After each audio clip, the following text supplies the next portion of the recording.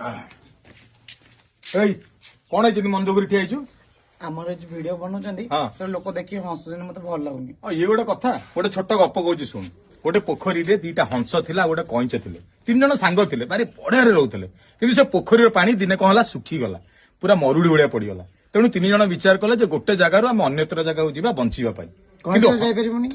ଆଉ ସେଇ କଥା ତ ପଡିଲା। ହଂସ ମାନେ ଭାବିଲେ ଆମେ 2 ଜଣ ପଳେଇବା, କିନ୍ତୁ କଇଁଛ ତ ଯାଇପାରିବନି। ତେଣୁ କଇଁଛ ମନ ଦୁଃଖରେ କହିଲା, ଭାଇ ତମମାନେ ସିନା ଉଡି ପାରିବ, ଅନ୍ୟ ଜାଗାକୁ ପଳେଇବ, ହେଲେ ମୁଁ କଣ କରିବି, ମୁଁ ତ ଯାଇପାରିବିନି ନା।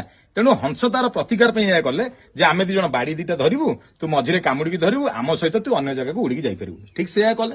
ଯେତେବେଳେ ବାଟରେ ଗଲାବେଳେ ସେ ବାଟର ଲୋକମାନେ କିଛି ଦେଖିଲେ, ତାକୁ ଦେଖିଲା ପରେ ଲୋକମାନେ ହସିଲେ, ଆଉ କହିଲେ ଆରେ ଦେଖରେ ହଂସ ସିନା ଉଡୁଛି, ତାଙ୍କ ସହିତ କଇଁଛ ବି ଉଡୁଛି।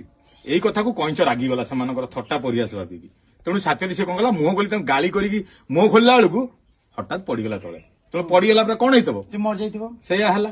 ତେଣୁ ଏ ସମାଜରେ ଯଦି ଆମେ କୋଉ ଲୋକଙ୍କ କଥା ଶୁଣିବା, ଲୋକ ଆମ ଉପରେ ହସୁଛନ୍ତି କି ଥଟ୍ଟା ପରିହାସ କରୁଛନ୍ତି ବୋଲି, ଆମେ କଣ ହବ, ଆମ ଅବସ୍ଥା କଣ ହବ, ଆମେ କଇଁଛ ଭଳି ହବ। ତେଣୁ ନିଜେ ନିଜ କର୍ମ କରି ଚାଲ, ବାକି ଭବିଷ୍ୟତରେ ଭଗବାନଙ୍କ ଉପରେ ଫଳ ଛାଡ। ଠିକ କହିଲି ତ? ଆଉ ମନ ଦୁଃଖ କରିବୁନି ତ? ନା। କଣ ଭାଇ ବୁଝିଲେ ତ?